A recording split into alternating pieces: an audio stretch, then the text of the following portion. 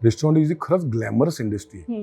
लोकांना दूर वाटतं वा याची हॉटेल काय काय सुंदर आहे काय, पण समजा सत्य परिस्थिती आहे, जेवढी हॉटेल रोज उघडतात तेवढीच हॉटेल रोज बंद पण होत आहेत. तू राज शेट्टी असतास तर गोष्ट वेगळी होती, पण तू राज साडविलकर आहेस. लोक दुसरीकडे शिक्षण घेतात आणि त्याची पॅशन वेगळ्या क्षेत्रात असते. आता मी बघते इकडे की सगळं एकदम व्हायब्रंट लुक आहे, म्हणजे झोपाळे आहेत, ऑटो आहे. एका वडापावच्या गाडीच्या बाजूला दुसऱ्या वडापावची गाडी टाकली तर ती सक्सेस होत नाही. पण लोक माझ्याकडे काय येतील, व्हाय? राईट. हा प्रश्न मी स्वतःला पहिला विचारला. यशस्वी व्हायचं असेल कुठच्याही बिझनेसमध्ये तुमचा व्हाय तुम्ही विचारलं, व्हाय क्लिअर पाहिजे. एक 20 वर्ष 25 वर्षी जेव्हा आम्ही लहान होतो, जेव्हा आम्ही जेवायला जायचो, आई वडिलांबरोबर जायचो, जेवायचो, यायचो.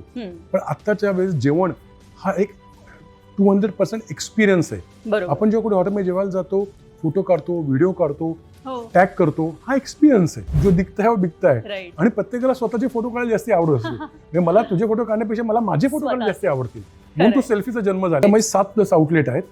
कुठे कुठे आहेत? मुंबईमध्ये आपलं दादरला आहे, अंधेरीला आहे, मलाडला आहे, कोपरखैरण्याला आहे, पनवेलला आहे, नाशिकला आहे, बापरे, पुण्याला आहे, बिहारला, पटनाला आहे. बिहारमध्ये पण तू काढलंस? मराठी माणूस जेव्हा बिहारमध्ये जाऊन पण आपलं आउटलेट काढतो, फूड आउटलेट, आणि महाराष्ट्रात पण इतक्या सगळ्या ठिकाणी, तर खरंच खूप छान, म्हणजे प्राऊड फिलिंग वाटते आम्हाला सगळ्यांनाच ऍक्च्युली. आणि 3 वर्षानंतर 17 लाख रुपये टाकल्यानंतर मला असं लक्षात आलं की या पद्धतीने हॉटेल चालू शकत नाही. तुझ्याकडे असं काहीतरी आहे की मी जे मगाशी म्हटलं की 80% लोक फेल होतात, मोठे जोशात सुरू करतात, पण 1 वर्षभरात फेल होतात. तर तुझ्याकडे असं नेमकं काय आहे? पण समजा आता एखाद्या नवीन माणसाला हे काढताना, समजा त्याला काहीतरी पावभाजीचा ढाबा काढायचा आहे, किंवा इटालियन फूड, जॅपनीज फूड असं काहीतरी काढायचं आहे, किंवा पिझ्झाचं आउटलेट काढायचं आहे, तर ह्या लोकांना महाराष्ट्रात किंवा आपण मुंबईत म्हणूया की त्यांचा ब्रेक इव्हन पॉईंट साधारण कधीपर्यंत येऊ शकतो? मला काय म्हणायचं की पुष्कळसे लोक ह्या सगळ्यामध्येच गुंतवून मोकळे होणार आणि मार्केटिंगसाठी काही उरत नाही. तर म्हणून मला म्हणायचं की मार्केटिंगसाठी किती पर्सेंटेज प्रोजेक्ट कॉस्टमध्ये किमान आयुष्य म्हटलं तरी प्रॉब्लेम्स येतात. असं कधी होतं का की आज सगळे आयुष्यातले प्रॉब्लेम संपलेत आणि मी फ्री झालोय? एक प्रॉब्लेम संपला की दुसरा उभा राहतो, दुसरा संपला की तिसरा उभा राहतो. प्रॉब्लेम कधी संपतात माहितीये का? जेव्हा आपण संपतो ना, आपल्याबरोबर प्रॉब्लेम संपतात. सो मी 2 झोन ठेवलेत, एक प्रॉब्लेमॅटिक झोन आणि सोल्युशन झोन. तुमची प्रॉब्लेम सॉल्व्ह करायची ताकद मोठी, तेवढं तुम्ही मोठे होता. विस्कटते, म्हणजे ऍक्च्युली खरंच सांगतो, बडी विस्कटते खूप. म्हणजे टीमला टेन्शन येतं, सगळे येतात माझ्याकडे, नवीन काय काय करून बघायची त्यांची तयारी असते, त्यांची मानसिकता तशी होत चालली आहे, आणि ही खूप पॉझिटिव्ह साईन आहे. ही उद्योजकतेकडे आहे. आणि टेक्नॉलॉजीचा ह्या बिझनेसमध्ये कसा वापर करून घ्यायचा हे आपल्यापेक्षा जास्त जेनझीना कळतं आजच्या तारखेत. तर ते जेनझी हे चांगले व्यावसायिक होऊ शकतात.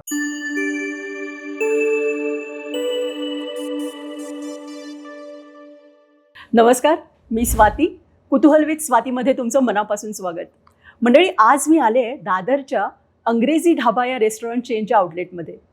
काय ना, AI येवो, टेक्नॉलॉजी कुठलीही येवो, काहीही असो, पण फूड इंडस्ट्रीला अजिबात मरण नाही आहे. हे खरं आहे ना? पण तुम्हाला एक धक्कादायक फॅक्ट सांगते. फूड इंडस्ट्रीमधली कित्येक रेस्टॉरंट्स अशी असतात, जवळजवळ 80% रेस्टॉरंट्स अशी आहेत की 1 वर्षभरात बंद पडतात. आणि म्हणून मी आज खास अंग्रेजी ढाबा या यशस्वी चेनचे मालक जे आहेत आणि एक यशस्वी मेंटॉर पण आहेत, त्या राज साडविलकरकडनं ही सगळी गुपितं जाणून घ्यायला आले. तर आपण स्वागत करूया राज साडविलकर यांचं. हाय राज, कुतूहल विथ स्वातीमध्ये तुझं मनापासून स्वागत. थँक्यू. आपण आपल्याकडच्या गेस्ट्सना एक गिफ्ट देतो. आपले गिफ्टिंग पार्टनर आहेत मॅकवर्स म्हणून, तर त्यांच्याकडनं हे गिफ्ट आहे. आणि प्रेक्षकांना सुद्धा जर हे अशा प्रकारची पेंटिंग हवी असेल करून, तर 10 ते 20% सूट आहे. तुम्ही कुतूहल विथ स्वातीला सबस्क्राईब करून त्यांना त्यांचा फोन नंबर मी डिस्क्रिप्शनमध्ये देणार आहे, त्याच्यावरती तुम्ही पाठवा आणि तुम्ही त्यांच्याकडनं ऑर्डर करू शकता. थँक्यू. या, आणि हे कुपन पण आहे. क्या बात आहे. सो मला ना सर्वात पहिल्यांदा एक कुतूहल असं आहे की तू राज शेट्टी असतास तर गोष्ट वेगळी होती, पण तू राज साडविलकर आहेस आणि तुझी बॅकग्राऊंड पण मेकॅनिकल इंजिनिअरिंगच्या साईडची आहे. तर तिथून तू ह्या इंडस्ट्रीमध्ये, फूड इंडस्ट्रीमध्ये येण्याचं तुला कसं काय सुचलं? सर्वप्रथम स्वाती, तुझ्या नावातच कुतूहल आहे आणि याचं मला जास्त कुतूहल आहे. ऍक्च्युली ना, मला सुरुवातीपासून फूड इंडस्ट्रीची आवड होती. अच्छा. पण घरचे म्हणतात ना की शिक्षण घेतलं पाहिजे, इंजिनिअरिंग केलं पाहिजे. सो त्यामुळे मी इंजिनिअरिंग पण आवड होती, पण फूड इंडस्ट्री माझं पॅशन होतं. सो पण हल्ली मी खूप वेळ बघतो आणि तेव्हा असं दिसतं ना मला की लोक जसं मी केलंय ती चूक की लोक दुसरीकडे शिक्षण घेतात आणि त्याची पॅशन वेगळ्या क्षेत्रात असते. राईट. तर असं न करता मला सगळ्यांना सांगणं हेच आहे की ज्या क्षेत्रात तुमची पॅशन आहे, हो. ज्या आवड आहे, त्याच गोष्टी तुम्ही शिका, तर तुम्ही जास्ती लवकर यशस्वी होऊ शकता. बरोबर. म्हणून तू हॉटेल इंडस्ट्रीकडे वळलास. येस, कारण पॅशन होतं. मला लहानपणामध्ये इच्छा होती की आपलं स्वतःचं हॉटेल असावं. कारण सगळ्यात प्रथम मी प्रचंड फूडी आहे. ओके. मला तू सांग कुठे काय चांगलं मिळतं, मी नक्की सांग. प्रत्येक एरियात काय चांगलं मिळतं मी तर सांगू शकेन.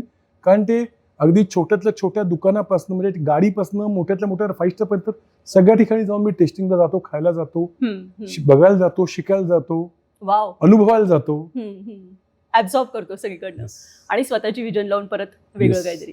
कारण आता मी बघते इकडे की सगळं एकदम व्हायब्रंट लुक आहे. म्हणजे झोपाळे आहेत, ऑटो आहे आणि अंग्रेज म्हणजे एक ढाबाचा फील पण आहे आणि त्याला मॉडर्न लुक पण आहे. तर हे तुला कसं काय सुचलं?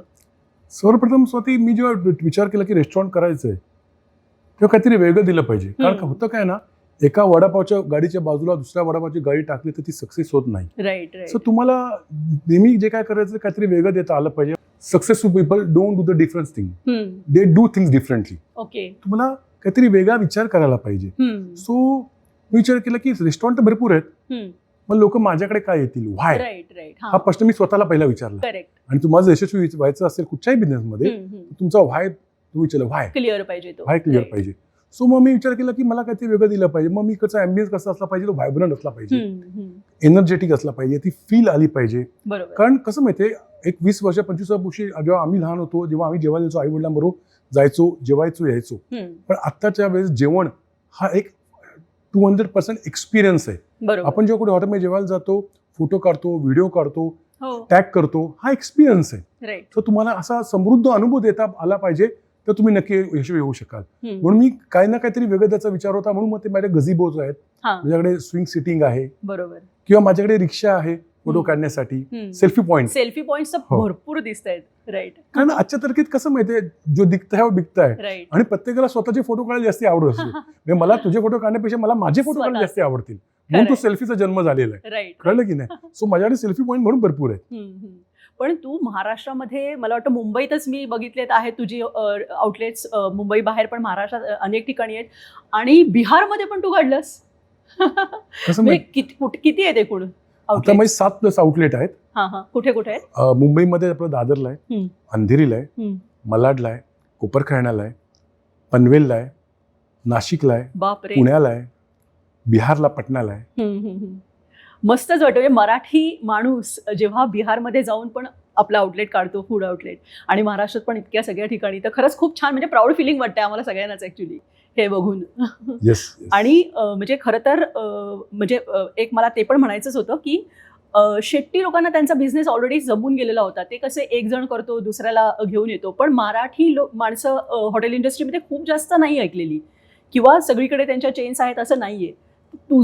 तुझ्याकडे असं काहीतरी आहे की मी जे मगाशी म्हटलं की 80% लोक फेल होतात, मोठे जोशात सुरू करतात, पण 1 वर्षभरात फेल होतात. तर तुझ्याकडे असं नेमकं काय आहे की त्याच्यामुळे तू पुढे जाऊ शकतो? सगळ्यात पहिली आणि महत्वाची गोष्ट की शेट्टी लोकांचा हा परंपरागत व्यवसाय होता, खानदानी व्यवसाय होता. आणि मराठी लोकांना तशी बॅकग्राऊंड नाहीये. कारण मराठी लोकांना नेहमी सांगितलेलं की बाबा चांगलं शिक, नोकरी कर. पण आता हळूहळू हा बदल होतोय. म्हणजे आई वडील सांगतात चांगलं शिक, पण तू नोकरी करण्याबरोबर बिझनेस पण कर. ही हळूहळू परिस्थिती बदलते आणि मराठी माणूस पण बदलतोय. जेव्हा मी विचार केला तर मी लहानपणी ठरवलं मी नोकरी करणार नाही, आणि मला स्वतःला हॉटेल इंडस्ट्री प्रचंड पॅशनेट होतो मी. सो मी ठरवलं की आपण रेस्टॉरंटच चालू करायचं. पण घरनं काही विरोध नाही झाला? कारण आपण ठरवतो मारे ठीक आहे, पण घरनं लोकांना असं वाटतं ना की सेफ एक सिक्युअर जॉब पाहिजे. नाही, टचवूड माझ्या आई वडिलांनी मला खूप सपोर्ट केला. इनफॅक्ट माझी तुला स्टोरी सांगेन. मी बॉर्न इन बॉर्ड पार्ला आहे, आणि जेव्हा मी पुण्याला शिफ्ट झालो तर पार्ल्याचा फ्लॅट विकल्यानंतर मला 17 लाख रुपये मला मिळाले होते, ज्याचं पुण्याला मी हॉटेल टाकलं, शबरी म्हणून, पेट्रोल प्युअर व्हेज रेस्टॉरंट. आणि 3 वर्षानंतर 17 लाख रुपये टाकल्यानंतर मला असं लक्षात आलं की या पद्धतीने हॉटेल चालू शकत नाही. मी रडत नाही बसलो की बाबा पैसे गेले म्हणून माणूस रडत बसतात, नुकसान झालं. पण it's a part and parcel. मी म्हणतो त्यातनं मला काय शिकायला मिळालं की या पद्धतीने हॉटेल चालू शकत नाही. हे लर्निंग खूप महत्वाचं आहे. राईट. हे खूप महत्वाचं. त्या लेव्हलला खूप जण सोडून देतात ना, पण लोक. तू त्याच्यातनं कसं काय उभा राहिलास? तुम्ही जेव्हा जितके पडता ना, तुम्हाला परत बाउन्स बॅक झालं पाहिजे. तो वरती बसला ना, तो तुमची परीक्षा घेत असतो. बरोबर. कळलं की? आणि तू जर मॅक्झिमम, म्हणजे मला वाचण्याची प्रचंड आवड आहे. मी खूप बायोग्राफी, बायोग्राफी वाचलेले आहेत. म्हणजे जेवढे पण यशस्वी सक्सेसफुल लोक आहेत त्यांची जर तू बायोग्राफी देतात, त्यांनी that are all failure stories. त्यांनी खूप अपयश बघितलेलं आहे आयुष्यात आणि तेव्हा त्यांना सक्सेस मिळालेला आहे. सो तुम्हाला जेवढा वेळा पडाल तेवढं तुम्ही 100 वेळा ताकदीने उठून उभं राहिलं पाहिजे. सो नुकसान होणार, it's a part and parcel. पण तुमची मनस्थिती कशी आहे, तुम्ही काय विचार करता, तुमचा ॲटिट्यूड कसा आहे, that is also important. Right. म्हणजे प्रत्येक फेल्युअरला लर्निंग म्हणून पकडून पुढे जाणं, रेझिलियन्स हा खूप महत्वाचा. Yes absolutely. राईट. आता आपण जे म्हणतो की तुझं हे जे फ्युजन आहे ॲम्बियन्स मधलं, तसं फूडमध्ये पण फ्युजन आहे ना? येस. काय असं वेगळेपण आहे? आता तर फ्युजन खूप रेस्टॉरंट आले, पण जेव्हा 2016 मी पहिल्यांदा चालू केलं, ऑलमोस्ट 10 वर्ष झाली, तेव्हा माझ्या डोक्यात हेच होतं की लोकांना काहीतरी वेगळं दिलं पाहिजे. लोक माझ्याकडे काय येतील, बाजूच्या ऑर्डर बटर चिकन मिळतं, मग माझ्याकडे बटर चिकन खायला काय येतील. मी बटर चिकन लजानिया काढला. लजानियाचा pasta. So butter chicken lasagna, butter chicken quesadilla, किंवा लोक चिकन लॉलीपॉप खातात, इट्स अ चायनीज. माझ्याकडे सावजी लॉलीपॉप आहे. किंवा चॉकलेट गोलगप्पा बासुंदी शॉर्ट आहे. तंदुरी टिक्का टाकोज आहे. काहीतरी लोकांना वेगळं देता आलं पाहिजे. तुम्हाला जर यशस्वी व्हायचं असेल तर तुम्हाला काहीतरी वेगळं देता आलं पाहिजे. आणि नुसतं बनवून चालत नाही, ते तुम्हाला लोकांना यशस्वी लोकांना पोचवायला पण लागतं. बरोबर आहे. मग ह्याच्यासाठी म्हणजे स्पेशल शेफ्स वगैरे अपॉइंट करताना तू खूप म्हणजे विचारपूर्वक वगैरे त्यांचं हे केलं होतं का, तुला मिळाले? स्वाती, खूप छान प्रश्न आहे. मी ना 12 वर्ष नोकरी केली आणि तिथे माझा एक मित्र मला मिळाला, यतीन वाडकर. अच्छा. ज्याने हॉटेल मॅनेजमेंट केलं होतं, थोड फर्स्ट क्लास फर्स्ट. स्वित्झर्लंडला पोस्ट ग्रॅज्युएशन केलं होतं, तिकडे जॉब केला होता. आणि मग तो की इंडियात आला तेव्हा एका चेनमध्ये मी जनरल मॅनेजर होतो. अच्छा. तिकडे त्याने फर्स्ट जॉब केला. आम्ही 20 वर्ष एकत्र आहोत आणि इज माय पार्टनर. अरे वा. तो स्वतः खूप इनोव्हेटिव्ह आहे. सो आम्ही ना दर 6 महिन्याने आम्ही आमचा मेन्यू चेंज करतो. म्हणजे ज्या डिशला मुवमेंट नाहीये त्या डिश कट करतो आणि नवी डिश इंट्रोड्यूस करतो. मग इथे समजा आता एखादी अशी डिश असू शकते की खूप पॅशनेटली बनवली आहे, खूप आपला त्याच्यावरती जीव जळला, अरे वा काय मी बनवली आहे, आणि मग त्याला मात्र खरं तर लोकांकडनं प्रतिसाद नाही मिळाला. म्हणजे आपण असं फेसबुक पोस्टमध्ये वगैरे बघतो ना, अशी जीव ओतून एखादी पोस्ट लिहिलेली असते आणि त्याला काहीच हे नसतं, आणि काहीतरी असं विनोदी काहीतरी समजा लिहिलंय, 2-3 ओळींचं लिहिलंय आणि त्याला भरपूर लाईक्स मिळतात. तर ह्यासारखं इथे असं कधी झालंय का? आणि मग तेव्हा खूप हर्ट झालं की अरे बापरे. खूप छान प्रश्न आहे दादी. खूप वेळ झाले. आम्हाला वाटतं आम्ही चिकन दही वडा बनवला होता. अच्छा. खूप छान डिश होती, मला प्रचंड आवडली. म्हणजे चिकन बारीक पेस्ट करून खूप छान, खूप छान होता तो. अच्छा. म्हणजे चिकन मिसळ बनवली होती. अरे वा. लोक रेग्युलर मिसळ चिकन मिसळ, चिकन किमा मिसळ होती, पण नाही चालली. अच्छा. सो कसं माहितीये, लक्षात घे, 5 बोटं सारखी नाही आहेत हाताची. सो मला जे आवडलं ते तुला आवडेल असं गरज नाही. प्रत्येकाच्या taste but are different. So you have to accept. आणि कधी कधी लोक ट्रायआउट करायला पण घाबरतात का, अशा काही वेगळ्या असतील तर? पहिले घाबरायचे, पण आता ती थोडीशी ती पण मानसिकता बदलते लोकांची. पण माझं एक म्हणणं आहे, तुमचे जरी डिश नाही चालली, एखादी नवीन तुम्ही पदार्थ इंट्रोड्यूस केला, नाही चालला, तर तुम्ही घाबरायचं नाही. सी, तुम्हाला परत परत परत प्रयत्न करत, तुम्हाला यशस्वी व्हायचं आहे, तुम्हाला सक्सेसफुल व्हायचं आहे, तुम्हाला परत परत प्रयत्न करावे लागेल. एक डिश फेल गेली, 2 डिश फेल गेल्या, 3 डिश फेल गेल्या, काही हरकत नाही. पण तुम्ही 4थी डिश हिट होऊन जाईल. जबरदस्त. पण मला एक शंका आहे की आपण असं बघताना तर वाटतं की खूप छान ग्लॅमरस इंडस्ट्री, अरे काय हॉटेलवाले कमवत असतील असं आम्हाला वाटतं. पण आतली काही परिस्थिती काही वेगळी आहे का? म्हणजे कारण पिक्चरमध्ये वगैरे बघताना मला असं वाटतं की कित्येकदा रेस्टॉरंट्समध्ये रात्रीच्या वेळेला गुंडबिंड येतात किंवा मारामाऱ्या चालतात, असं काही होतं का? असं काही तुम्हाला म्हणजे ह्याच्यात अनुभव आलाय का? खरं सांगू ना, रेस्टॉरंट इज खरंच ग्लॅमरस इंडस्ट्री आहे. लोकांना दूर वाटतं, वा याची हॉटेल काय काय सुंदर आहे काय. पण समजा सत्य परिस्थिती आहे, जेवढी हॉटेल रोज उघडतात तेवढीच हॉटेल रोज बंद पण होत आहेत. ती परिस्थिती लोकांना दिसत नाही. राईट. नंतर तू जो म्हणा गुंडगर्दी वगैरे, ते दिवस गेले, तो जमाना गेला आता. तसं आता सध्या तरी कधीच असं अनुभव, छान लोक पण छान आहेत. एखादा कधीतरी इन्सिडेंट येतो, पण एक्सेप्शन प्रूव्ह द लॉ. त्याचा सत्य परिस्थिती कधी तेवढा रिलीमच नसेल, पण अशी परिस्थिती आम्हाला तरी फेस मला आठवत नाही की मला फेस करायला लागलेली आहे. उलट लोक छान सांगतात, आवडले तर आवर्जून सांगतात ते, आणि आपण ते पॉझिटिव्ह म्हणून घेतलं पाहिजे. कारण आपल्याला तुम्हाला तुम्ही एखादी चांगली गोष्ट करताय आणि समोर सांगितलं हे बरोबर नाही, तर you have to take it positively. कारण तुम्हाला प्रत्येकाचे अनुभव समजून घेता आले पाहिजेत आणि तुम्हाला स्वतःमध्ये बदल करायला आदल्या, तुमच्या डिशमध्ये बदल करता आला पाहिजे. कारण परिवर्तन संसार का नियम आहे. सतत स्वतःला करत राहिलं पाहिजे, स्वतःला अपडेट करत राहिलं पाहिजे. आज अशी पण हॉटेल आहेत, मामलेदार मिसळ आहे, खूप चालते, पण ठीक आहे, अशी they are very few examples. तुम्हाला सतत नवीन नवीन पदार्थ ट्राय करत राहिले पाहिजेत, लोकांना काहीतरी वेगळं दिलं पाहिजे, बरोबर आहे. तर तुम्ही यशस्वी नक्की होऊ शकाल. पण आता ह्या सेल्फीच्या आणि सगळ्या ह्या जमान्यामध्ये ना, म्हणजे समजा एखादा ग्राहक आलाय आणि त्याला एखादी डिश नाही आवडली, तर लगेच ते रिव्ह्यू टाकणार, काहीतरी बदनामी करायला सुरुवात होणार, असं काही घडतं का? किंवा तुम्हाला ते ब्लॅकमेल करतात की नाही, असा मला तरी अनुभव आम्हाला नाही हे आलेला फुकट द्या किंवा नाही. आजकाल तर रिव्ह्यू लगेच टाकतात. मला माहिती आहे, म्हणजे मी जर माझ्या मॅनेजरना मी ट्रेन करतो हां. की 10 लोक जर आपल्याकडे जेवायला आले आणि 7 लोकांना जेवण आवडलं, तर त्यातला एकच माणूस चांगला रिव्ह्यू टाकतो. अच्छा 7 लोकांना आवडले पण रिव्ह्यू एकच चांगला टाकतो. राईट पण 2 लोकांना जर आवडलं नाही तर दोघं निगेटिव्ह लगेच टाकतात. पण ही ह्युमन टेंडन्सी आहे. You have to take it positive way, की त्याला नाही आवडलं ठीक, हरकत नाही. पण मग माझी टीम त्यांना कॉल करते, बाबा तुम्हाला का नाही आवडलं, आम्हाला सांगा, आम्हाला नक्कीच आवडेल हे जाणून घ्यायला की आम्हाला स्वतःमध्ये काय बदल करून घेतला पाहिजे. कळलं की नाही? तुमचा अप्रोच असा असला पाहिजे, नाही माझा पदार्थ तुम्ही असं माझा पदार्थ एकदम भारी आहे, तो जगात भारी, मीच जगात भारी असं नाहीये. तुम्हाला शिकता आलं पाहिजे, तुम्हाला समजून घेता आलं पाहिजे की ठीक आहे त्यांना नाही आवडलं, त्याच्यामध्ये त्यांची काही कारणं असू शकतात. हा तुमचा अप्रोच असला पाहिजे. So I have train my team like that.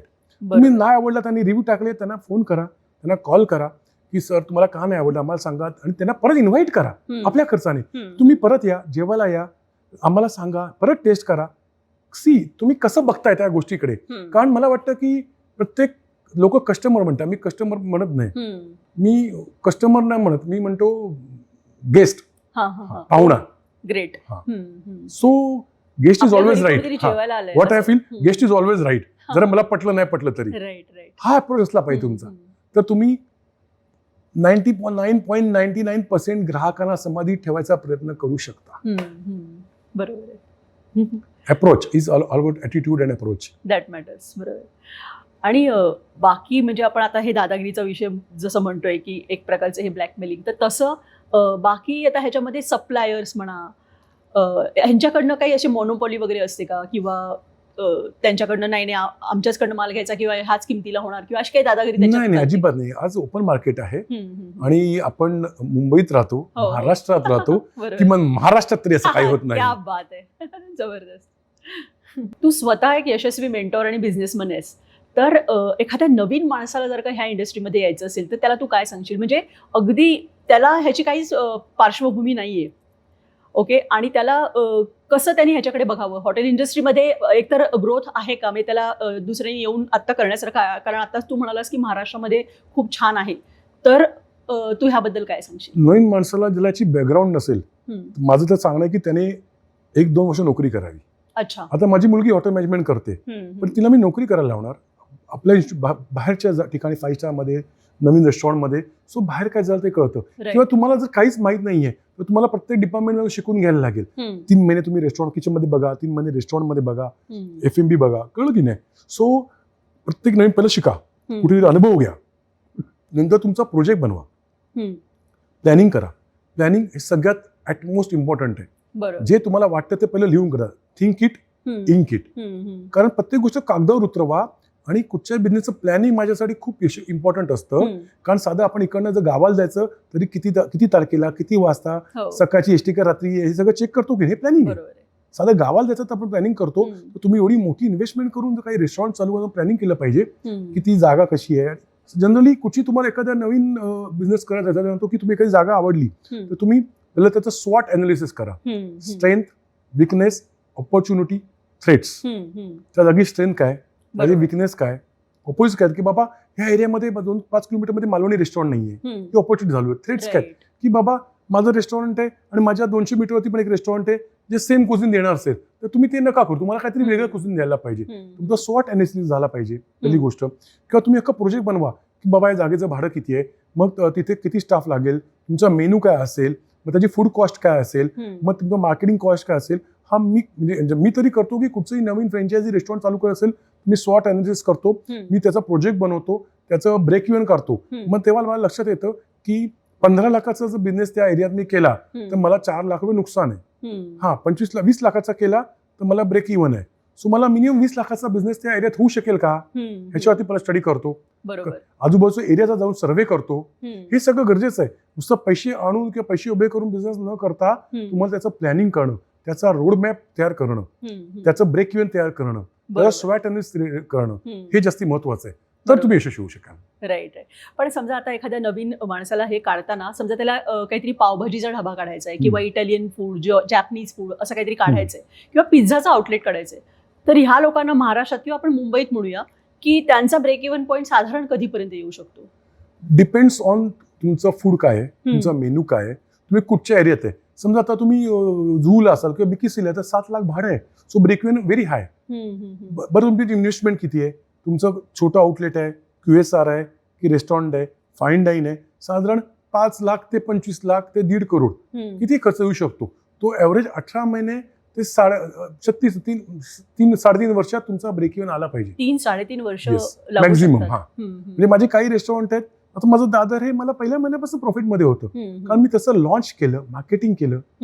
बरोबर आहे. मार्केटिंगला खूप महत्व आहे ना, प्रचंड महत्व आहे. लोक काय करतात ना की कुठचाही बिझनेस, मी हॉटेल कुठचाही बिझनेस का तुम्ही जेव्हा दुकान टाकता काय तो मार्केटिंग केलं पाहिजे. सो किंवा माझ्याकडे समजा माझ्याकडे 10-15 लाख रुपये आहेत, तर मी 15 लाख रुपये फक्त ते दुकान बनवायला किंवा माझं रेस्टॉरंट बनवायला टाकतो आणि मार्केटिंगला माझे 0 असतात, तुम्ही फेल होऊ शकाल. राईट. मी जेव्हा कुठचे प्रोजेक्ट बनवतो तर मी माझे 10 म्हणजे माझा ब्रँड मोठा आहे, सो 10 लाख रुपयाचं कमीत कमी मार्केटिंग बजेट ठेवतो ओपनिंगच्या 10 ते 15 दिवस आधी ते पुढचे 4 ते 6 महिने. कारण रेस्टॉरंट चालू केल्यानंतर इमिजिएट तुम्ही बिझनेसमध्ये पैसे काढू शकत नाही मार्केटिंगला, सो तुम्हाला ते प्लॅनिंग मध्ये तुमच्या कॅपिटलमध्ये घ्यायला लागतं. हे प्लॅनिंगचं it's a part of planning. कारण तुम्ही जे रेंट चालू करता तुमच्याकडे 2 महिन्याचं रेंट द्यायला पण तुमचे पैसे प्लॅनिंग मध्ये वेगळे असायला पाहिजे. कारण डे 1 पासून तुम्ही प्रॉफिट मध्ये नसतात. आणि मार्केटिंग हा फार इम्पॉर्टंट रोल आज निभावतो. तुम्हाला यशस्वी असं व्हायचं असेल मार्केटिंग करायला लागतं, ऑनलाईन ऑफलाईन दोन्ही प्रकारे. मला सगळ्यांना सांगणे, तुम्ही कुठचे प्रोजेक्ट बनवाल तर त्याच्यामध्ये कॅपिटलमध्ये मार्केटिंगचं एक बजेट ठेवा, ते स्टडी करा. तुम्ही सोशल मीडिया टीमशी बोला कसं मार्केट करणं, त्यांचं बजेट काय आहे, त्याची रेटेची फी किती आहे, पोस्टिंगला किती खर्च करणार, इन्स्टाला ऑफलाईनला काय करणार आहात, तुम्ही होर्डिंग घेणार, असं देर सो मेनी. हा एक याच्यावरती स्वतंत्र एक वेगळा एपिसोड होऊ शकतो.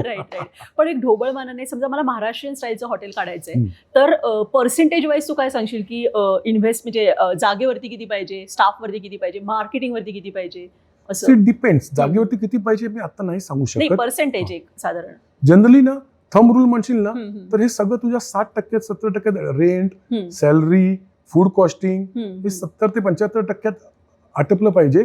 पण परत ह्याच्यामध्ये पण एक थॉट आहे की तुझं 10 लाख सेल झाला तर 75% नाही होणार.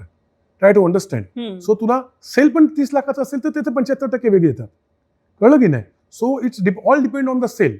राईट.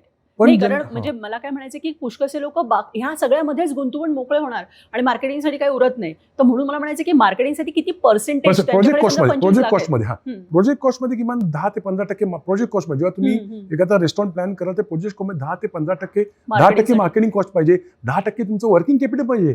तर काय लोक करतात, माझं 1 कोटीचं बजेट आहे, 1 कोटी एकदम पॉश चकाचक 5 स्टार हॉटेल बनवतात आणि वर्किंग कॅपिटलच ठेवत नाही, म्हणजे माल आणायला पैसे नसतात. बरं मग उधारीवर घ्या. बरं उधारीवर एक महिन्याच्या उधार गेलं 3% कॉस्टिंग वाढतं, सो 3% कुठे जातात, तुमच्या प्रॉफिटमध्ये जातात. बरोबर, लक्षात घ्या मी काय म्हणतो. पण तुम्ही जर कॅश पेमेंट करता 3-5% डिस्काउंट घेऊ शकता तुम्ही त्याच्यामध्ये. ह्या सगळ्या म्हणून तुम्हाला प्रोजेक्ट करताना तुम्हाला वर्किंग कॅपिटल पाहिजे, तुमचं रोलिंग कॅपिटल पाहिजे, तुमचं मार्केटिंग कॅपिटल पाहिजे. बरोबर. हे तुम्हाला ते प्रोजेक्ट म्हणजे माझं म्हणणं आहे की तुम्ही जर रेस्टॉरंट करायचं कुठच्या अनुभवावर असा सल्ला घ्या. हे सर्वात महत्वाचं आहे. खरंय. बरोबर. सो नवीन माणसाच्यासाठी स्वतःचं हॉटेल काढणं जास्त चांगलं पडेल का फ्रँचायझी घेणं? खूप सुंदर प्रश्न आहे. कारण कसं माहितीये, खूप लोक इथे चूक करतात. बघ 2 गोष्टी मी सांगतो जे मी शिकलोय. एक म्हणजे मी माझं उदाहरण सांगू ना, तर मी 17 लाख रुपये टाकल्यानंतर 3 वर्ष घालवल्यानंतर मला कळलं की ह्या पद्धतीने हॉटेल चालू शकत नाही. तुला बोललो होतो मी.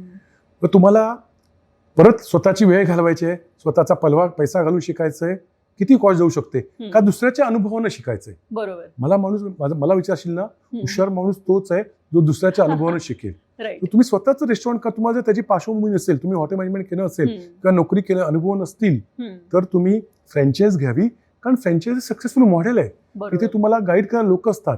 ते कुठेतरी असं नाही की तुम्ही टाकलंय चाललं तर चाललं किंवा फेल्युअर नाही. फ्रँचायझ हे सक्सेसफुल मॉडेल असतं म्हणून त्या फ्रँचायझ होतात. सो त्यांचा तुम्ही स्टडी करा. उगाच घ्यायची पण फ्रँचायझ आधी ते स्टडी करा.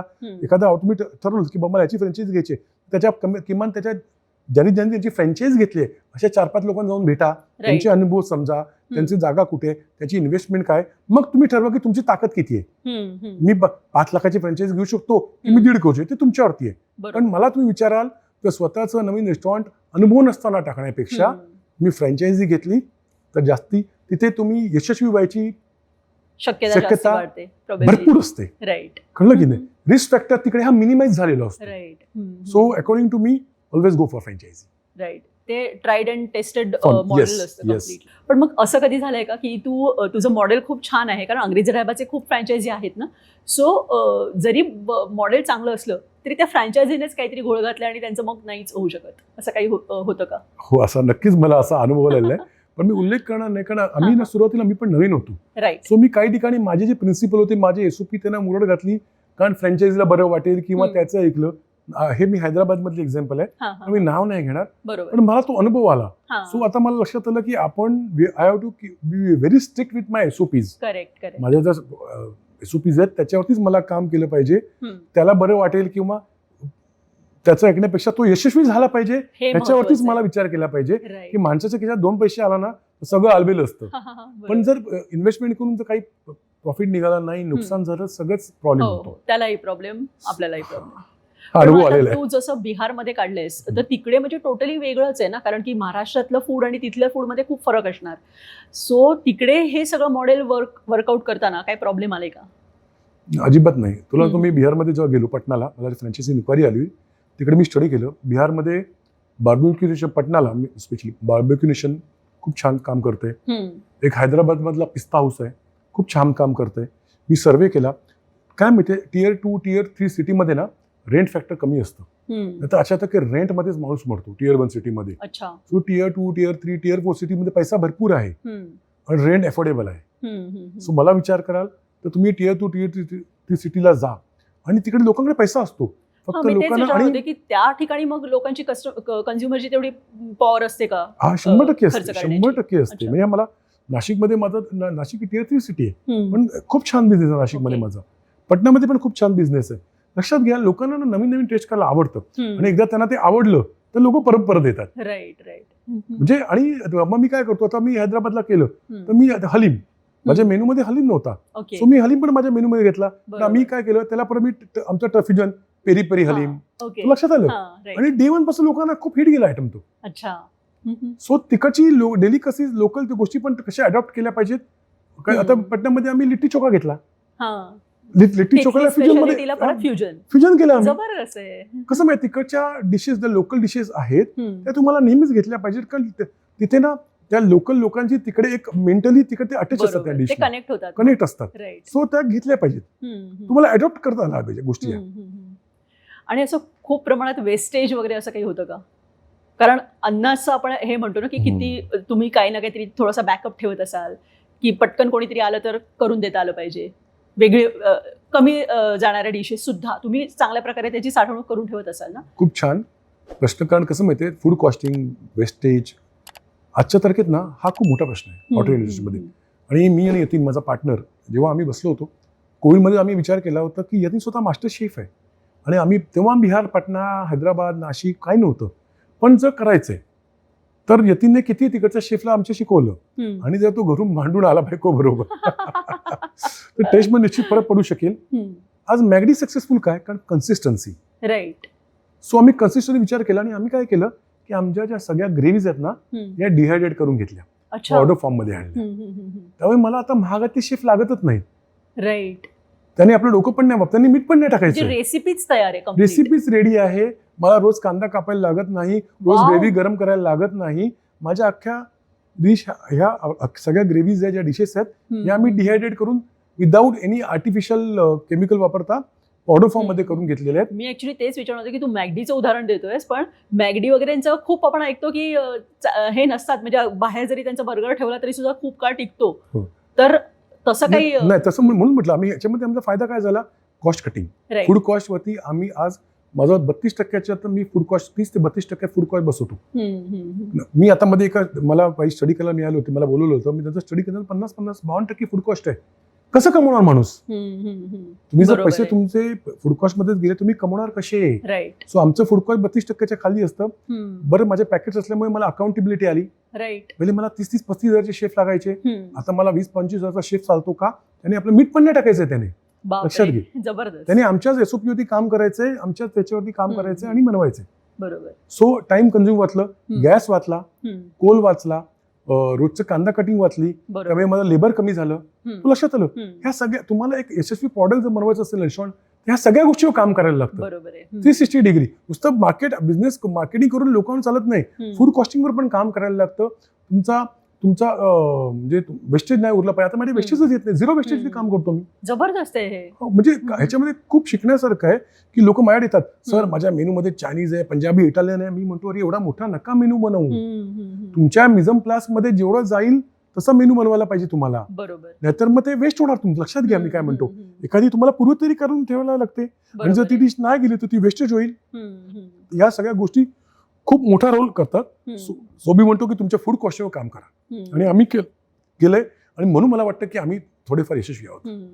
पण मग फूड कॉस्टिंग फूड प्राइसिंगसाठी तुम्ही काय करता, काय विचार कसं माहितीये, डिपेंड्स. पहिला तो एरिया कसा आहे, आजूबाजूच्या रेस्टॉरंटचे रेट्स काय आहेत, मग आपले रेट त्याला कॉम्पिट करतात का, पहिली गोष्ट. दुसरी गोष्ट, फूड कॉस्ट हाय आहे म्हणून त्याची रेट हाय असून चालणार नाही. कारण फूड कॉस्टिंग हे ॲव्हरेजमध्ये पकडलं जातं की बिर्याणी बटर चिकनची फूड कॉस्ट जास्ती असेल, पण ताक आहे, सलाड आहे, मसाला पापड आहे, सूप आहे, याची फूड कॉस्टिंग एकदम कमी, रोटी आहे, एकदम कमी असते food costing. So it's law of ॲव्हरेजवर काम करतं. तुम्ही प्रत्येक डिशची बाबा ही डिश मला 20 रुपयाला पडते म्हणून मी 80 रुपयाला विकतो, किंवा ही मला 300 रुपयाला पडते म्हणून मी 1000 रुपयाला विकू शकत नाही. बरोबर. मग ती कोण खाणार नाही. बाप रे. So law of average. जबरदस्त आहे. तर एवढे सगळे आउटलेट्स हँडल करताना समजा एखादं नाही चाललं किंवा कुठे पगार द्यायचे तोपर्यंत आपलं हे नाही आलेलं, काही कॅश फ्लो चा काही प्रॉब्लेम असेल, एवढा सगळा स्ट्रेस तू हँडल कसा करतोस? काय माहितीये, कुठचाही बिझनेस म्हटला ना की प्रॉब्लेम्स येणार. आयुष्य म्हटलं तरी प्रॉब्लेम्स येतात. असं कधी होतं का की आज सगळे आयुष्यातले प्रॉब्लेम संपलेत आणि मी फ्री झालोय? एक प्रॉब्लेम संपला की दुसरा उभा राहतो, दुसरा संपला की तिसरा उभा राहतो. प्रॉब्लेम कधी संपतात माहितीये का, जेव्हा आपण संपतो ना आपल्याबरोबर प्रॉब्लेम संपतात. सो मी 2 झोन ठेवलेत, एक प्रॉब्लेमॅटिक झोन आणि सोल्युशन झोन. माझ्याकडे जे प्रॉब्लेम्स येतात किंवा माझे मॅनेजर्स आहेत, मी त्यांना सांगतो प्रॉब्लेम्स घेऊन माझ्याकडे या, पण त्याच्यावरती उत्तर पण शोधा, ब्रेनस्टॉर्मिंग करा. तुम्ही पण त्यांची पण डेव्हलपमेंट झाली पाहिजे ना. माझं काम काय माहितीये का तुला, माझं काम आहे की प्रॉब्लेम सॉल्व्ह करणं, आणि तुमची जेवढी प्रॉब्लेम सॉल्व्ह काही ताकद मोठी तेवढी तुमची पोझिशन मोठी. आता आपले सीएम आहेत, ते महाराष्ट्राचे प्रॉब्लेम सॉल्व्ह करू शकतात म्हणून ते सीएम आहेत. मी होऊ शकतो का? नाही, माझी ती ताकद नाहीये. तुमची प्रॉब्लेम, परत सांगतोय, तुमची प्रॉब्लेम सॉल्व्ह करायची ताकद मोठी, तेवढं तुम्ही मोठे होता. सो माझ्याकडे प्रॉब्लेम्स घेऊन येतात लोक. सो मी त्यांना सांगतो की मी त्यांना आन्सर पण देतो, पण कसं माहिती, मी नेहमी सोल्युशन झोन मध्ये राहतो. प्रॉब्लेम आला की म्हणतो नो प्रॉब्लेम, कारण माझ्याकडे प्रत्येक प्रश्नाला उत्तर असतं. स्ट्रेस हा आपण ठेवायचा, किती घ्यायचा. सो मी ना खूप पॉझिटिव्ह आहे. मी सकाळी उठलं की चांगला विचार करतो, अफर्मेशन्स करतो, पॉझिटिव्ह गोष्टी बघतो, चांगलं पुस्तक वाचतो, the magic of thinking big, who move my cheese, you can mean, शिवखेरांचं पुस्तक आहे. अशी पॉझिटिव्ह. काय माहितीये, हे जग निगेटिव्हने भरलेलं आहे. तुम्ही काय वाचता, न्यूजपेपर, आज कुठे मर्डर झाले, आज कुठे कोणी जीव दिलाय, आज इथे ऍक्सिडेंट, म्हणजे तुम्ही तुमच्या डोक्यात निगेटिव्ह टाकता. मी निगेटिव्ह टाकत नाही. न्यूज मध्ये काय हेच असतं ना. सो मी म्हणतो तुम्ही डोक्यात पॉझिटिव्ह टाका. मी चांगले विचार करतो, पॉझिटिव्ह विचार करतो, पॉझिटिव्ह राहतो, त्यामुळे स्ट्रेस घेत नाही. पण तरी प्रॉब्लेम तर येणारच ना. मग प्रॉब्लेम आल्यानंतर येणारच. नाही, प्रॉब्लेम येणारच. मी तर मगाशी म्हटलं, जोपर्यंत आपण संपत नाही तोपर्यंत प्रॉब्लेम संपणार नाहीये. पण तुम्ही ते पॉझिटिव्ह घेतलं पाहिजे. प्रत्येक प्रॉब्लेमला सोल्युशन असतं. करेक्ट. तुम्ही सोल्युशन झोन मध्ये राहा. प्रत्येक प्रॉब्लेमचं आन्सर वेगळं असतं. प्रत्येक प्रॉब्लेम, आज हा प्रॉब्लेम संपला, उद्या दुसरा प्रॉब्लेम आहे. आज सिलेंडर महाग झाली, उद्या कोविड आला. आलं ना. आपल्याला वाटत आहे, पण तुम्हाला स्वतःला तयार करायला पाहिजे. तुम्हाला स्वतःला त्या प्रॉब्लेमच्या वरती जाऊन विचार करायला पाहिजे की ह्या प्रॉब्लेम कसा सॉल्व्ह करायचा, ह्याचं उत्तर काय, 2 ते 3 उत्तर कोण, त्याचं सगळ्यात चांगलं उत्तर काय, त्या पद्धतीने प्रॉब्लेम सॉल्व्ह करायला लागेल. Problems are always there. मग हेच ऍक्च्युली मला तेच म्हणायचं होतं की आता जागतिक महामंदी असते कधी, किंवा कधी गॅसचा प्रॉब्लेम येतो, कोविडचं तू जसं म्हणालास, मग अशा वेळेला एकदम सगळं विस्कटून जात असेल ना, घडी विस्कटते. म्हणजे ऍक्च्युली खरंच सांगतो, घडी विस्कटते खूप. म्हणजे टीमला टेन्शन येतं, सगळी येतात माझ्याकडे. कारण गॅस महाग झाला आणि तुम्हाला जर का इलेक्ट्रिक कुकर वापरायला लागला तर गणित बदललं ना परत सगळं. गणित थोडंफार बदलतं, पण तुम्हाला त्याला तुमची तयारी पाहिजे. गणित बदललं तरी एक्सेप्ट करायची तयारी पाहिजे, जी आपली नसते. तुम्हाला ती एक्सेप्ट करता पाहिजे, बाबा आता गॅस मिळत नाहीये, माझ्याकडे पर्याय काय आहेत. मी लाकूडून करू शकणार आहे का, तर मी ते नाही करू शकणार मुंबईमध्ये. सो मग मला इलेक्ट्रिकवरती गेलं पाहिजे. मग मी काही माझ्या मशीन माझ्या शेगड्या मी इलेक्ट्रिक करून घेतल्या.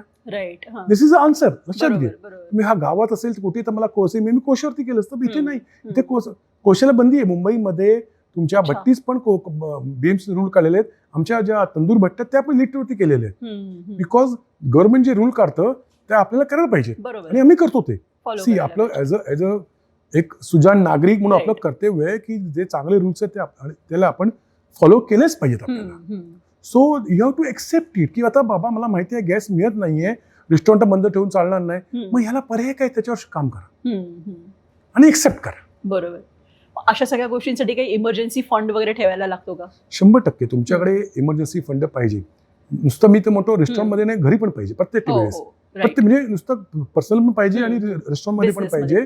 कारण कधी काही आपत्ती येऊ शकते. म्हणजे आपण विचार केला होता का कोविड येईल 100 वर्षानंतर परत म्हणजे असं काहीतरी महामारी, तेव्हा ती महामारी होती. बिझनेस बंद पडले खूप, म्हणजे आमची इंडस्ट्री खूप सफर झाली त्याच्यामध्ये. पार्लर वगैरे हे सुद्धा बंद पडले. खूप आम्ही ह्यूज लॉस घेतलेला आहे. पण मी म्हणतो की त्यातनं पण शिकलं पाहिजे तुम्हाला. कळलं की नाही? मग तुम्ही डिलिव्हरी कसं काम करता तुम्हाला लक्षात घ्या. प्रॉब्लेम आहे आणि प्रॉब्लेम म्हणजे हा प्रॉब्लेम ही सत्य आहे, फॅक्ट आहे. बरोबर आहे. हो. की आता बाबा रेस्टॉरंट बंद आहेत कारण कोविड आलेला आहे किंवा गॅसच नाहीये तुम्हाला मिळणार. मग हा फॅक्ट आहे, सत्य परिस्थिती आहे. हो. त्याला उत्तर शोधा. बरोबर. की त्याला तुम्ही काय पद्धतीने तुम्ही सोल्व्ह करू शकाल आणि त्याला ओव्हरकम कसं करता येईल याच्यावरती काम करा. मग आता असा इमर्जन्सी फंड आपण जो म्हणतोय तो किती पर्सेंटेज प्रोजेक्टचा पाहिजे? 5 to 10%. ऍटलीस्ट 5%. आणि हे सगळं व्होलेटाईल आपण सगळं हे बघितलं तर त्याच्यासाठी आपण इन्शुरन्स पण काढू शकतो का? म्हणजे इव्हन एम्प्लॉय म्हणजे स्टाफचा, त्याच्यानंतर रेस्टॉरंटच्या सगळ्या इन्फ्रास्ट्रक्चरचा. येस. कारण घातपात होतात, काही आग लागते किंवा इव्हन अगदी कोविड वगैरे साठी सुद्धा मिळतो का अशा गोष्टींसाठी? नॅचरल कॅलॅमिटीज इन्शुरन्स मध्ये कव्हर होत नाहीत. पण इन्शुरन्स काढलाच पाहिजे तुम्हाला तुमच्या रेस्टॉरंटचा. कधी चुकून आग लागली, कधी काही इन्सिडेंट होऊ शकतो, तो तुमचा रेस्टॉरंट इन्शुरन्सने डे 1 पासून कव्हर पाहिजे. स्टाफचा इन्शुरन्स काढला पाहिजे. कारण ऑन ड्युटी त्याला काय झालं, तुमचा स्टाफ आहे, तुम्हाला त्याला सपोर्ट करायला पाहिजे. तर तुमचा रेस्टॉरंटचा इन्शुरन्स काढला पाहिजे, तर स्टाफचा पण इन्शुरन्स काढला पाहिजे तुम्हाला. त्याचं आम्ही म्हणतो मेडिकल तुम्हाला देता आली पाहिजे. आम्ही मेडिकल देतो त्याला. अरे वा. आणि आता ह्या इंडस्ट्रीमधले जे स्टाफ आहेत ते पुष्कळसे असे बाहेरनं येतात ना, म्हणजे महाराष्ट्राच्या बाहेरनं खूप लोक येतात ना, तर मग म्हणजे त्यांचं कसं घरापासून ते लांब असतात, मग त्यांची इथे म्हणजे त्यांना काही प्रॉब्लेम्स वगैरे फेस होतात असं वाटतं का? काय होतं? अरे ना, हॉटेल इंडस्ट्रीमध्ये सगळ्यात मोठा प्रॉब्लेम स्टाफचा आहे, जो लोकांना असतो, मला नाहीये. अच्छा. कारण मी HR प्रिन्सिपलवरती काम करतो आणि मी असं बघितलं कॅप्टन स्टुअर्ड असेल ना, 500 रुपयाचा जरी कुठे दुसरे पगार वाढ मिळेल तर सोडतात. पण मला सांगायला फार अभिमान वाटतो, गेले 20 वर्ष मी इंडस्ट्रीमध्ये आहे आणि माझ्याकडे 20 वर्षापासून स्टाफ आहे. बापरे, जबरदस्त. जुना स्टाफ माझ्याकडे 80% रिटर्नशिप आहे माझ्याकडे. कारण कसं माहितीये, आय फील की ती माझी फॅमिली आहे. तुम्ही त्यांना कसं ट्रीट करता, तुम्ही त्यांच्या सुखादुःखात सहभागी आहात का, आणि माझ्यासाठी ते महत्वाचं आहे. कारण तुमचा स्टाफ आहे, मी रेस्टॉरंटचा ओनर असलो ना तरी मी रेस्टॉरंटमध्ये नसतो. दे आर कॅप्टन्स आहेत, they are face of my restaurant. ते खुशी, ते आनंदी असले पाहिजेत, सुखात असले पाहिजेत. त्यांना जे प्रॉब्लेम्स येतात ते माझ्याकडे त्यांनी हक्काने घेऊन आले पाहिजेत आणि मला ते सॉल्व्ह करता आले पाहिजेत. त्यांना असं वाटलं पाहिजे की they are a part of my family. आणि हे जेव्हा त्यांना कळतं ना, तेव्हा ते स्वतःचं रेस्टॉरंट ओनरशिपने काम करतात आणि तुम्ही यशस्वी होता. सो माझ्याकडे हा प्रॉब्लेम फार कमी येतो. कारण डे 1 पासून म्हणजे माझ्याकडे जे कॅप्टन होते ते आज 20 वर्ष कॅप्टन, मॅनेजर, जनरल मॅनेजर माझा खालतून वरती आलेला आहे. म्हणजे कुठे नवीन आउटलेट ओपन होतं तर माझ्या शक्यतो पहिला फरक माझ्या जुन्या स्टाफला असतो. पण ते शिकलेत का? म्हणजे मला आठवतं ना की मी फील्डवरती म्हणजे ऑन फ्लोअर कमी असतो, पण मी जेव्हा मी रेस्टॉरंट मॅनेजर होतो, जेव्हा मी जनरल मॅनेजर होतो, नोकरी करायचो, तेव्हा माझ्या स्टाफला तुम्ही कॉम्प्युटर शिका, तुम्ही इंग्लिश कोर्स करायला जा, मी माझ्या खिशानं पैसे द्यायचो, पण परत पण घ्यायचो, म्हणजे टेम्पररी द्यायचो. कारण there is no free lunch in this world. पण त्यांनी शिकलं पाहिजे. Learning is a continuous process आणि लर्निंग मधनं एल काढला ना तर अर्निंग होतं. मी स्टाफला नेहमी सांगत आलोय, तुमच्याकडे सायकल आहे त्याला तुम्ही जबाबदार आहात, तुमच्याकडे आज स्कूटर आहे त्याला तुम्ही जबाबदार आहात, आणि तुम्ही होंडा सिटी घेतला तर त्याला तुम्ही जबाबदार. You are responsible for what you are. तुम्ही शिका आणि मोठं व्हा. आणि मगाशी प्रॉब्लेम मेंटॅलिटी माहितीये का? सिलेंडर महाग झालं, स्टाफ गेला, प्रॉब्लेम्स येणार आहेत. पण तुम्ही ती मेंटॅलिटी चेंज करा तुमची. बरोबर. सोल्युशन झोनमध्ये राहा.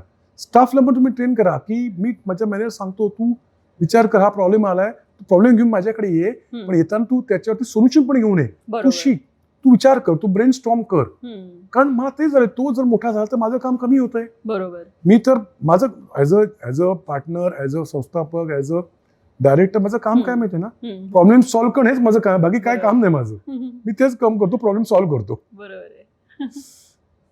तुला आता इतक्या वर्षांचा हा एक्सपिरियन्स आहे म्हणजे एंटरप्रेनरशिपचा, तर आता जे जेनझी आहेत त्यांच्याकडे तुला बघून काय वाटतं की ते एंटरप्रेनर होऊ शकतील का चांगले? अरे 100% ते चांगले एंटरप्रेन्योर होऊ शकतील. का माहितीये? हम्म. कारण आज टेक्नॉलॉजी त्यांच्या हातात आहे. हम्म. जग आज खूप जवळ आहे. आम्हाला माहित नव्हतं, जे आज त्यांच्या मोबाईलवर त्यांना कळू शकतं. हो. आणि दे आर व्हेरी पॉझिटिव्ह. ते प्रत्येक गोष्ट तुम्ही ज्यांची बघाल ना, यंग मुलं बघाल ना, ते प्रत्येक गोष्ट एक्सप्लोर करतात. हम्म. जेवढं आम्ही नव्हतं एक्सप्लोर केलं, कारण आम्हाला ते टेक्नॉलॉजी नव्हती, पण ते एक्सप्लोर करतात. हम्म. प्रत्येक गोष्ट शिकतात, नवीन नवीन काय काय आणि त्याची तयारी पण असते. हम्म. नवीन नवीन काय काय करून बघायची त्यांची तयारी असते. हो. त्यांची मानसिकता तशी होत चालली आहे. आणि ही खूप पॉझिटिव्ह साईन आहे मला विचारशील तर, हम्म.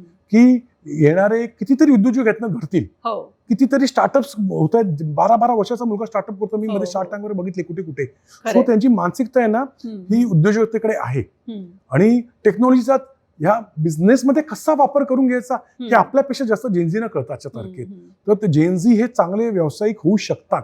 पण आता रिअल लाईफ एक्सपिरियन्स त्यांना कमी आहे ना. मग काही गोष्टी अनुभवातच शिकतो आम्ही. बघ, हम्म. आपण शिकलोय, अनुभवातच शिकलोय. हो. हो. पैसे टाकून, हम्म. वेळ देऊन शिकलोय. हो. पण ते दुसऱ्यांच्या अनुभवातून शिकतायत, हम्म. कारण ते त्यांच्याकडे मोबाईल ते अवेलेबल आहे. बरोबर. मेंटोरिंग अवेलेबल आहे. हम्म. लोकांचे सक्सेसफुल लोक आहेत, त्यांचे हो. स्पीचेस अवेलेबल आहेत, त्यांचं मार्गदर्शन अवेलेबल आहे. आणि हे लोक शिकतात. हम्म. त्यामुळे त्यांना तो वेळ काळ द्यावा लागत नाही.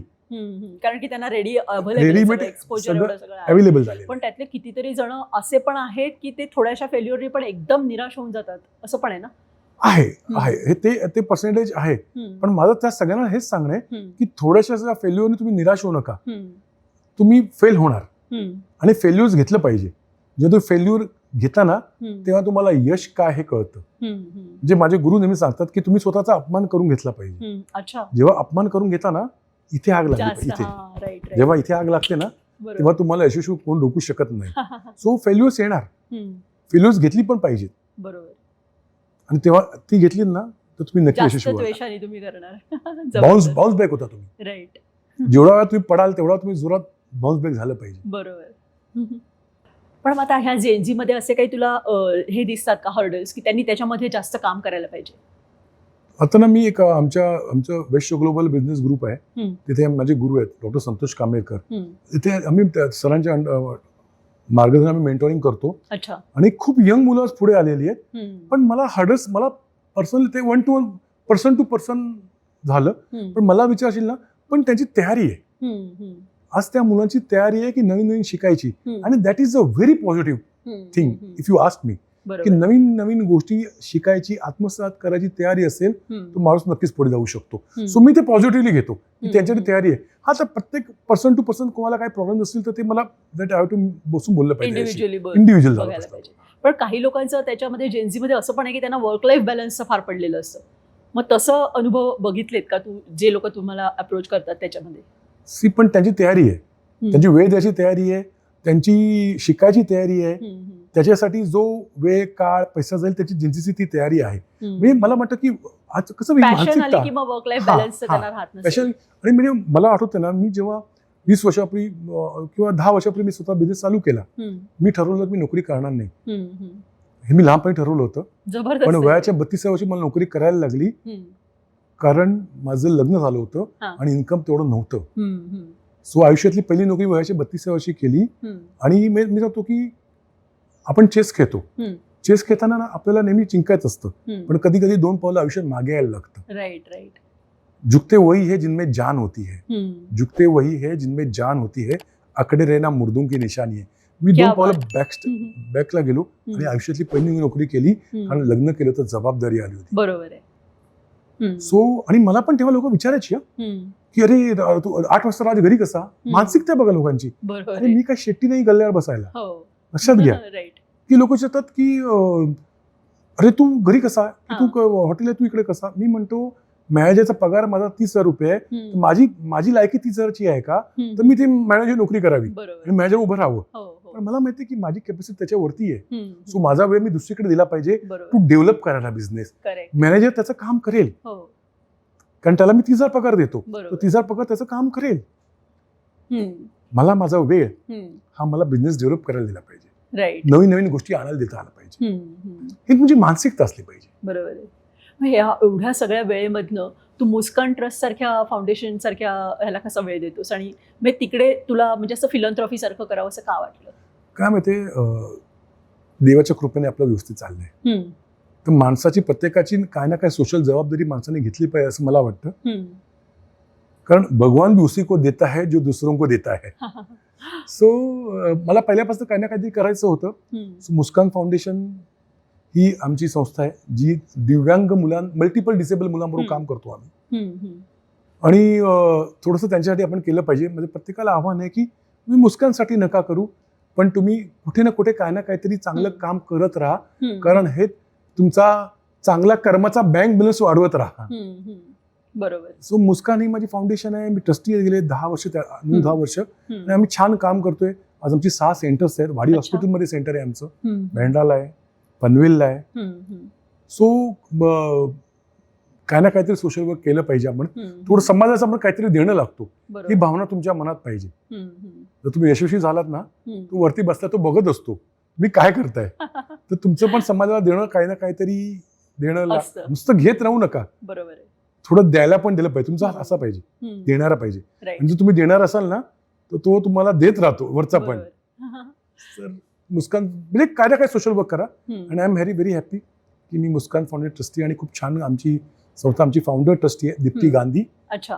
खूप छान. 19-20 वर्ष झाली आमच्या ट्रस्टला. 9-10 वर्षापासून मी ट्रस्टी आहे. पण दिव्यांग मुलं जे मल्टिपल डिसेबल असतात त्यांच्यावर छान काम करतो मी. 7 सेंटर्स आहेत आमची आज.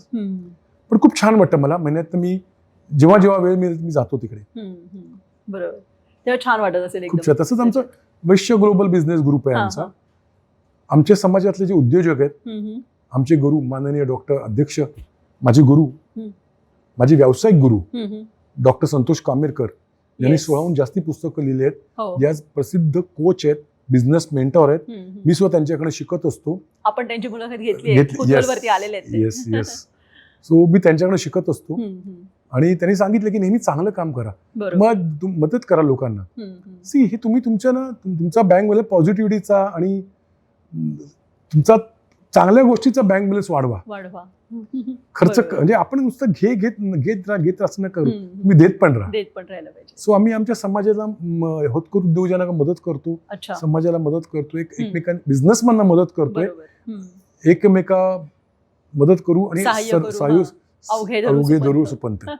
मला वाटतं कामेरकर सरांनी त्या दिवशी सांगितलं होतं की नुकताच तुम्ही किती कोटी मधला मी आकडा विसरले, पण प्रचंड बिझनेस सगळा झाला. 2 वर्ष झाली. आज 180 कोटीपेक्षा जास्त व्यवसाय आम्ही एकमेकांना दिलेला आहे, आणि खूप छान पद्धतीने सर घेऊन चाललेत आम्हाला, आणि सरांच्या मार्गदर्शकाने आम्ही वाटचाल करतोय. आमच्या समाजातल्या लोकांना मोठं करतोय, एंटरप्रेन्योरला सपोर्ट करतोय. खूप छान करतोय. मला खूप मस्त वाटतं, मजा येते. आणि जो मला म्हणजे माझा जो फावला वेळ इथे ते टाइमपास करतो ना, तो आता मी मुस्कानमध्ये देतो आणि विजय मध्ये देतो. जबरदस्त आहे. खूप छान वाटतं मला. तुझा पुढचा प्लॅन काय आहे? म्हणजे काही लोक, म्हणजे मी खास याच्यासाठी विचारते की काही लोक असे असतात की एक मोठा बिझनेस तयार करतात आणि त्याच्यानंतर मग कोणीतरी करोडोमध्ये तो विकत घेणारा असतो, त्यांना देऊन टाकतात. तर असा तुझा काही प्लॅन आहे का? तुला कायम हेच पुढे न्यायचंय? काय करायचंय? ऍक्च्युली बिझनेसमॅन प्रोफेशनल लोक विचार करतो आणि केला पण पाहिजे. हो. पण मी अजून त्या विचार करत नाही, कारण मी म्हणतो की हे जे छोटंसं बाळ आहे, अंग्रेज आबाज 10 वर्ष झाले, त्याला मी लहानाचं मोठं केलंय, खूप त्रास झालाय, ते मोठं होतं, आम्ही पण शिकतोय. बरोबर. सो मी असा तरी अजून काही विचार केलेला नाही. पण पुढे काय होईल नेव्हर नोज. कारण तुम्हाला नेहमी नवीन गोष्टी, मी आहे त्याच माइंडसेट मध्ये राहता नाही आलं पाहिजे. तुमचा माइंडसेट तुम्हाला बदलता ठेवला पाहिजे. जबरदस्त. सो काय होईल सांग, आता मी सांगू शकत नाही पुढच्या तरी. येस. आपण आता एक गमतीशीर रॅपिड फायर घेणार आहोत, छोटीशीच आहे. पहिला प्रश्न आहे, अंग्रेजी ढाबाची सगळ्यात जास्त विकली जाणारी एक डिश कोणती आहे? चॉकलेट गुलगप्पा बासुंदी चाट. हो. कारण लोकांना गोड खायला खूप आवडतं. जबरदस्त. आणि तुझी स्वतःची? माझी स्वतःच. अच्छा, ओके. हॉस्पिटॅलिटी बिझनेस मध्ये टिकून राहण्यासाठी 1 नंबरची टिप काय सांगशील? टिकून राहा. प्रॉब्लेम्स आले तरी टिकून राहा. जबरदस्त. एक असा फूड ट्रेंड जो तुला वैयक्तिकरित्या स्वतःला अजिबात आवडत नाही?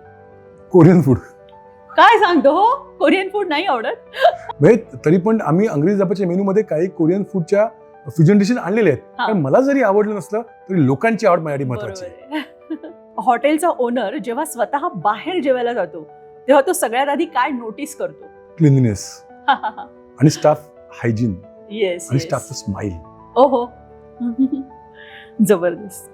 ओके, जेव्हा तू मित्रांना घरी पार्टीला बोलवतोस तेव्हा तू स्वतः जेवण बनवतोस की अंग्रेजी ढाबावरनं पार्सल मागवतोस की इतर कुठून पार्सल मागवतोस? अंग्रेजी धाबा तर आपला स्वतःचा ब्रँड आहे, त्यामुळे हो. मी नाही मागवतो. हम्म. पण माझा येणाऱ्या गेस्टला काय आवडतं त्याचा विचार पहिला करतो. ओके. मी त्याला चायनीज आवडतं, त्याला जापनीज आवडतं, हा. का त्याला मालवणी फूड आवडतं, की त्याला तंदुरी आवडतं, हम्म. तसं आवडतं. ओके. आणि तुला स्वतःला जेवण बनवायला आवडतं का? काही विशेष नाही. ओके.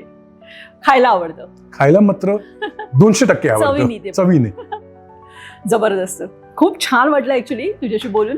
ह्या इंडस्ट्रीतल्या खूप खाचाखोचा सगळ्या कळल्या आणि नवीन एंटरप्रेनर्सना पण ह्याचा खूप छान फायदा होईल असं मला वाटतं. सो जाता जाता कुतूहलवरनं तू प्रेक्षकांना ह्या मंचावरनं काय संदेश देशील जे नवीन एंटरप्रेनर आहेत त्यांच्यासाठी, ते प्रेक्षकांना सांग.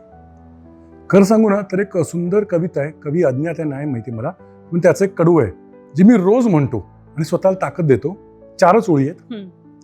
असफलता एक चुनौती है स्वीकार करो, असफलता एक चुनौती है स्वीकार करो, क्या कमी रह गई है देखो और सुधार करो, जब तक न सफल हो, जब तक न सफल हो नींद चैन की त्यागो तुम, जब तक न सफल हो नींद चैन की त्यागो तुम, मुश्किलों का मैदा छोड़ मत भागो तुम, कुछ किए बिना ही जय जयकार नहीं होती और कोशिश करने वालों की कभी हार नहीं होती. थँक्यू. क्या बात, जबरदस्त. आणि ह्या नोटवरतीच आपण एंड करूया, कारण ह्याच्या पुढे मला काही आता बोलायला शिल्लक नाही राहिलेलं. ह्याच्यावरतीच आपण एंड करूया. खूप खूप धन्यवाद इथे आल्याबद्दल. Thank you so much.